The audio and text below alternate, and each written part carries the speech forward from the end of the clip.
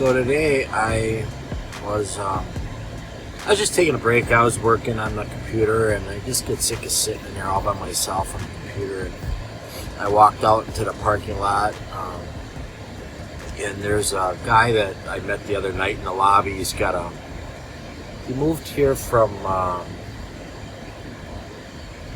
New Mexico. And he's got a beautiful husky, and he actually he wants me to work with his husky for him. So he's only had it for 3 weeks. That the people that had it before Mark did, they were abusive to it to some extent, not real bad, but anyways, we got to talking, and I don't even remember how this came up, but it was like this whole, I think it was a George Floyd thing that came up in our conversation, and then this whole idea of, police brutality and, just the abuse of power sometimes by people in authority. And yeah, our world is full of that stuff today, absolutely full of it. And it's a topic that I've thought about quite a bit, actually. I haven't necessarily done specific study on it, but it's definitely a topic that I've looked into. In any case, I told him that there's a reason why our country has the issues it has right now with police brutality and just abuse of power in general. And I said it's right on the dollar bill. I said it says right on the dollar bill what our problem is, why we have this issue. He's like, what? So, that's what I want to talk to you about today. 1957, I think it was in July. Hey, it's July right now, July 7th, according to my GPS. How is this camera lined up? So, in any case, Dwight D. Eisenhower signed into a bill. Well, I don't know if you call it a bill, but it was an action by him that he signed to make the official motto. Now, catch this. This is going to freak you out. It did me. The official motto of the United States was "In God We Trust." And that's how, if you pull out a dollar bill, you're going to see "In God We Trust" right on the dollar bill. That happened in 1957. I don't think they started implementing it being printed on those bills until 1958 sometime. Just hold on a sec here. I'm starved. Hi, Ashley, I'd like two chicken sandwiches and a large Diet Coke. Yeah. Thank you, Ashley. Something new at McDonald's, they're saying their first name before they ask for your order. It's kind of cool. It makes it feel a little more personal. But, oh, look at this. Check this out. I got one right here. Look at that. What does it say?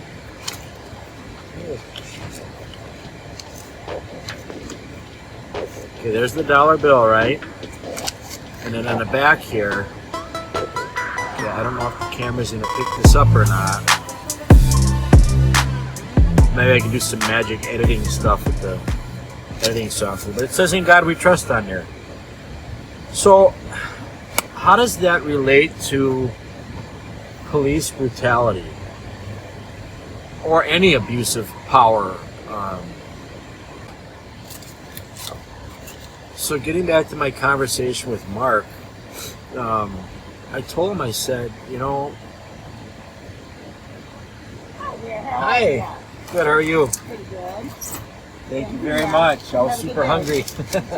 Bye. So,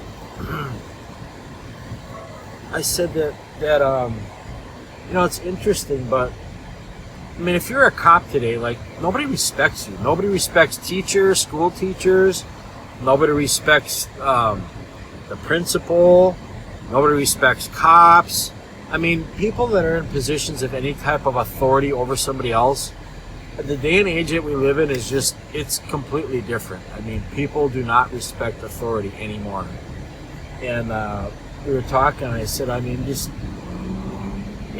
the kid's in the back seat, the dad's doing 95 down the freeway, and he sees a cop up there and slams on the brake. You know, I mean, what's the kid learning? He's learning, like, not to respect authority. You know, he's blowing through the speed limit. You know, don't even care. I mean, there's probably lots of better examples than that. But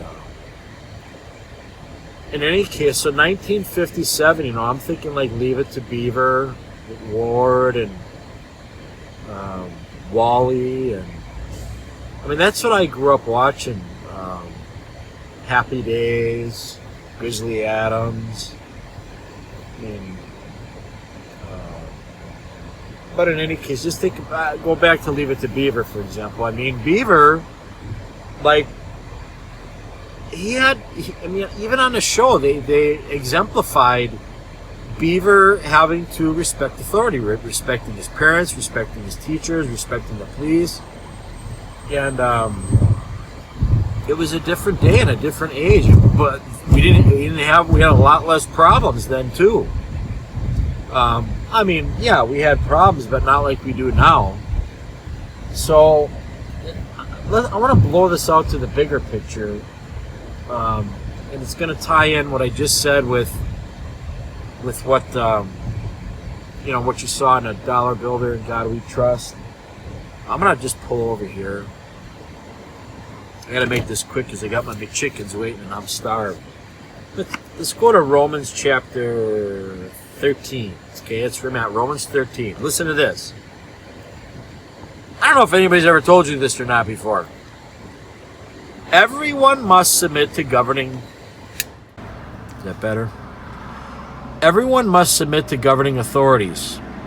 For all authority... I'm sorry, I'm a rookie at videos. I should have thought about this. Everyone must submit to governing authorities, for all authority comes from God, and those in positions of authority have been placed there by God. So anyone who rebels against authority is rebelling against what God has instituted, and they will be punished. For the authorities do not strike fear in people who are doing right, but in those who are doing wrong. Would you like to live without fear of the authorities? Well, do what is right, and they will honor you. The authorities are God's servants. The authorities are God's servants, sent for your good. But if you are doing wrong, of course you should be afraid, for they have the power to punish you. They are God's servants, sent for the very purpose of punishing those who do what is wrong. So you must submit to them, not only to avoid punishment, but also to keep a clear conscience. Therefore, it says, pay your taxes too, for these same reasons. For government workers need to be paid. They are serving God in what they do. Give to everyone what you owe them. Pay your taxes and your government fees to those who collect them, and give respect and honor to those who are in authority. Now you got to remember, this is the Apostle Paul writing to, I don't know if it was a church in Rome that had already been established, or if this was a general letter to be passed around throughout Rome to Christians. But the book of Romans has got to be one of the most foundational books in the New Testament. It has just about all the theology you can think of. And then Paul always switches. He goes from theology to like rubber meets the road. That's typical Paul writing. He has all the theology up front, all the indicatives, and then in the back it's rubber meets the road, which you call imperatives. You know, now that you know all this, now that you got that packed in your brain, here's what you do with it. Well, chapter 13, this whole section here about obeying authorities, this is one of those what you do with it. I mean, he makes no bones about it here. I mean, so anyone who rebels against authorities is rebelling against what God has instituted, and they will be punished. For authorities not strike fear in people who are doing what is right, but those who are doing what is wrong. Everyone must submit to the governing authorities, for all authority comes from God. So this was my point with Mark. Like, here's where we went wrong. You want to know why the country is in the condition it's in? You want to know why there's police brutality? Let me explain to you real quick why I think there's abuse of power in people in authority. There's corruption in government. Well, I don't want to say so much the corruption aspect is tied to this, but anytime you see a position of power that has gotten overly aggressive with that, order of creation. God makes man. God makes Eve. They have children.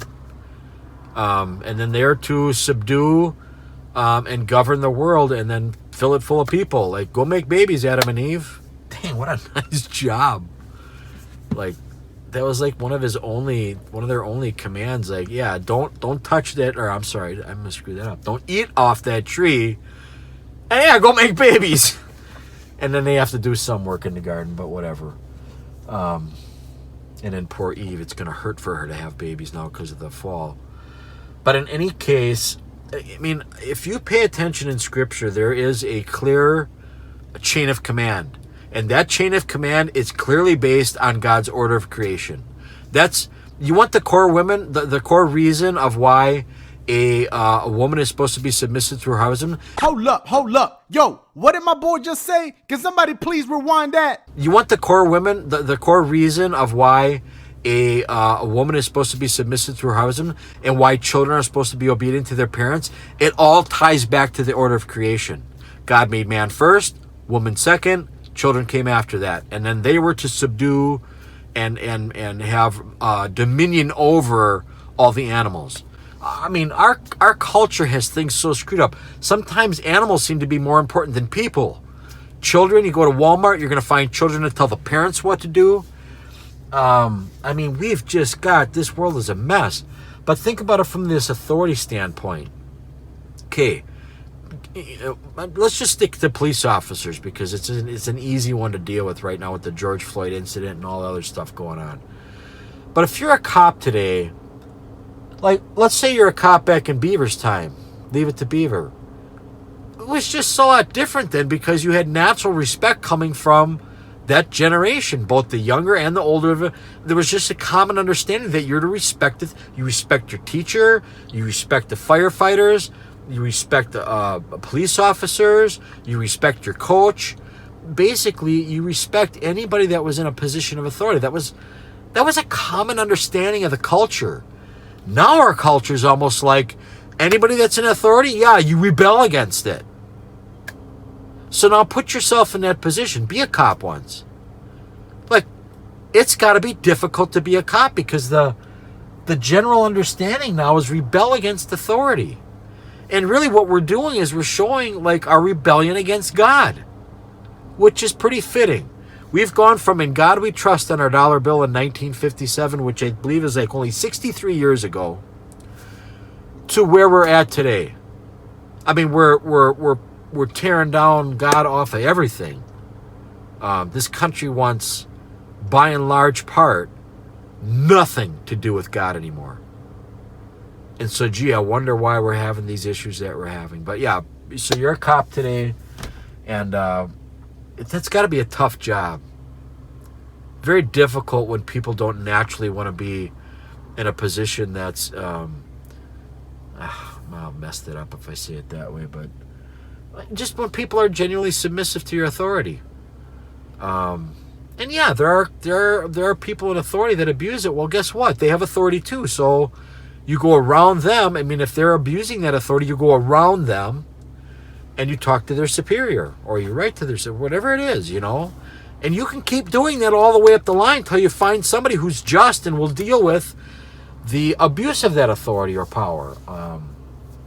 So yeah, I just thought that was a short one here, just an interesting tie, you know, from the dollar bill to, you know, George Floyd and the issues with police brutality, going back to God's word, and basically coming to the conclusion of, yeah, that's really what we're doing is we've rejected God.